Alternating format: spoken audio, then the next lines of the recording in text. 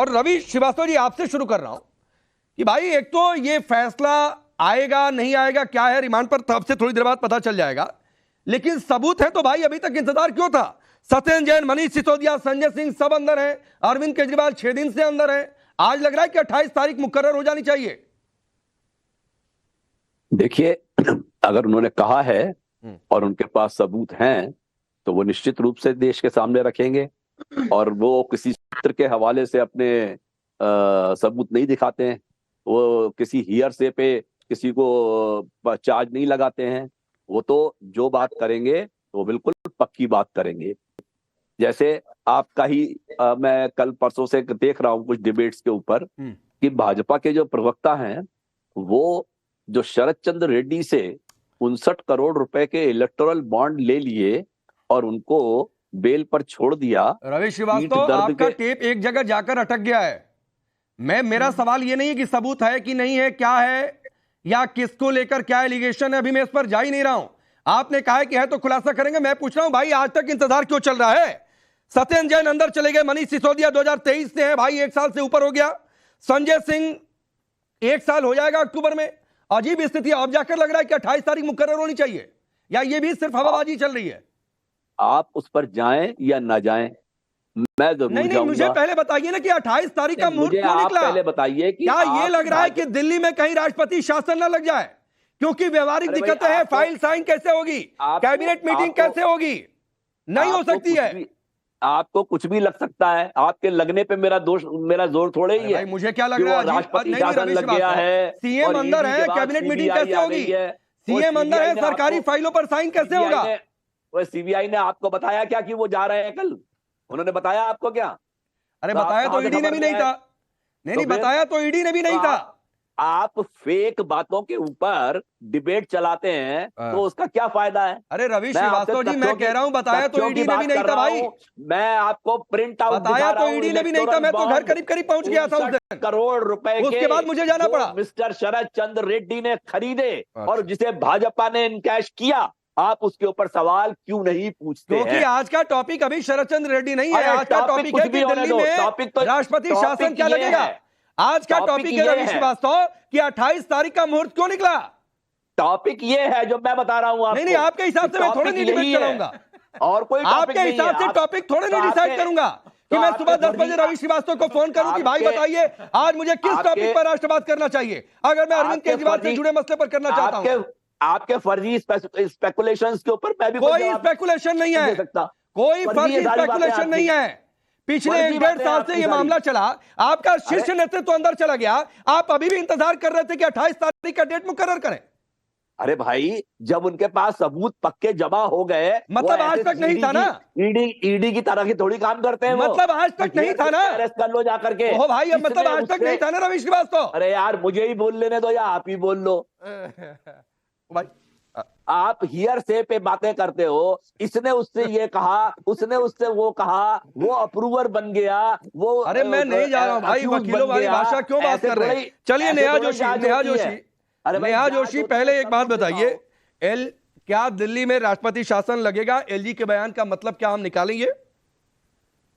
धन्यवाद पांडे जी। मैं सबसे पहले तो ये कहना चाहूंगी कि एलजी ने जो बयान दिया उसको डिफेंड करना या उसको एक्सप्लेन करना मेरा काम नहीं है, लेकिन एक बात जो एक लोकतंत्र में बहुत क्लियर होती है कि जेल से सरकार नहीं चलती है। ये कोई भी जो संविधान का जानकार है, जो सामान्य ज्ञान रखता है, हम सबको पता है कि जैसा आम आदमी पार्टी के नेता पिछले कुछ दिनों से बयान दे रहे हैं, मुझे लगता है एलजी का जवाब जो है, क्योंकि मैंने वो सिर्फ वो बयान देखा है, कॉन्टेक्स्ट क्या था मैंने नहीं देखा वो पूरा क्लिप, तो मुझे लगता है उस कॉन्टेक्स्ट में। ये तो सवाल ही पूछा गया था कि सीएम अंदर है, दिल्ली में क्या ऐसे ही चलेगा? तो उन्होंने कहा कि हम ये आश्वस्त करते हैं दिल्ली वालों को कि जेल से सरकार नहीं चलेगी। बिल्कुल, जेल से सरकार नहीं चल सकती। कोई और सीएम बनेगा या क्या होगा, ये कयास मैं यहाँ बैठकर लगाऊं, मुझे लगता है ठीक नहीं है। लेकिन मैं ये कहूंगी कि अभी श्रीवास्तव जी से आप कुछ सवाल पूछ रहे थे, वो मुद्दे को कहीं और ले जा रहे थे। आपको समझना पड़ेगा पांडे जी कि श्रीवास्तव जी की जो फ्रस्ट्रेशन है, जो कुंठा है, कई मैडम लाखों लोगों को जो केजरीवाल जी ने कई सालों से ठगा है, बताकर कि मैं भ्रष्टाचार के खिलाफ हूं, जिस पायदान पर खड़े होकर वो दिल्ली के मुख्यमंत्री बने, और उसके बाद कई 100 करोड़ का घोटाला उन्होंने दिल्ली के टैक्स पेयर्स के साथ किया, और इसके साथ साथ ही ऐसे मामले में वो घोटाला किया कि दिल्ली के भविष्य को, शराब घोटाला ये किया गया है, और दिल्ली के भविष्य को, दिल्ली के युवाओं के भविष्य को अंधकार में भेजने का ये घोटाला था। तो आज जो बात यहाँ पर आम आदमी पार्टी के प्रवक्ता या सपोर्टर बैठ करके कहते हैं कि अब उनके पास ठोस सबूत हैं। 1 साल से ये कार्यवाही चल रही है, ईडी धीरे धीरे करके इसकी परतें खोल रही थी, एक एक करके इनके नेता उसमें लिप्त पाए गए। विधिवत कार्यवाही, कोर्ट के ऑर्डर्स के द्वारा वो जेल में गए। अरविंद केजरीवाल अब जेल में गए तो उनकी आदरणीय धर्मपत्नी प्रोटोकॉल तोड़ते हुए सीएम के चेयर पर बैठकर वीडियो मैसेज बनाती हैं, और आज ये कह रहे हैं इनके पास सबूत। तो ये पूरा एक ड्रामा और प्रपंच है, कुछ नहीं निकलने वाला है। आप देखिएगा ये इनकी कस्टडी एक्सटेंड होगी, क्योंकि ईडी के पास पूरे सबूत। ठीक है, उस खबर का भी नया इंतजार है कि हाईकोर्ट की ओर से फैसला क्या आता है, क्योंकि उसके बाद तो अगर एक्सटेंड हो जाती है तो और मुश्किल हो जाएगी रवि श्रीवास्तव के लिए। अवधेश जी, रवि श्रीवास्तव शायद समझ नहीं पा रहे हैं कि बोलना क्या चाहिए। 28 तारीख का मुहूर्त मुकर्रर क्यों बता नहीं पा रहे हैं। सीएम अंदर है, कैबिनेट मीट कैसे होगी, सरकारी फाइल पर साइन कैसे होगा, बता नहीं पा रहे हैं। नहीं, रवि श्रीवास्तव जी को पता है, कुछ नहीं पा रहे हैं। रवि श्रीवास्तव जी को पता है, लेकिन आज मैं तो कभी पर्सनल टिप्पणी नहीं करता। अरे रुक जाइए, 15 मिनट से यही इंतजार कर रहे हैं, इनको बोल लेने दीजिए, फिर आपके पास आ जाऊंगा रवि श्रीवास्तव। 1 मिनट सर, सिर्फ अरे भाई 1 मिनट का तो डिबेट ही होता है। मेहरबानी करके मेरा नाम ना ले। अरे नाम आपका बड़ा अच्छा है रवि श्रीवास्तव। आपका नाम तो सुबह सवेरे नाम ही लिया ना, आपके नाम के साथ तो अरे नहीं, कोई भी ले सकता है भाई, नाम बिगाड़े नहीं। आप भी नेहा जोशी का नाम ले लीजिए, नेहा जोशी आपका नाम ले लें। आपका नाम तो रवि श्रीवास्तव इतना अच्छा है, रवि का मतलब सूरज होता है। आपका नाम अरविंद केजरीवाल नहीं है जिसको लेने में किसी को दिक्कत। अच्छा चलिए ठीक है अवधेश जी, अपना सिद्धांत है। अच्छा चलिए, नाम मत लीजिए। अरे रुक जाइए भाई, अच्छा नाम, अरे रुकिए रवि श्रीवास्तव, अच्छा नाम नहीं लेता हूँ। अभी जो सज्जन सामने बैठे हैं बिना नाम के मैं बोल रहा हूँ, जो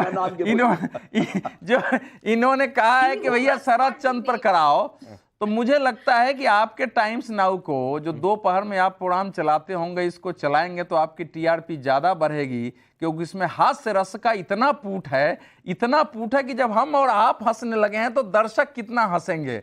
तो इसके लिए तो इनको बधाई देनी चाहिए कि ये गुस्से में भी हंसी लाते हैं। देखिए इस समय की परिस्थिति यह है कि आम आदमी पार्टी के बाहर रहने वाले जितने समर्थक डिफेंड करने आते हैं, उनके पास कहने के लिए कुछ होता ही नहीं है, क्योंकि अरविंद जब 28 को कुछ बोलेंगे तो जाहिर है वो एक राजनीतिक बवंडर पैदा करने की कोशिश करेंगे।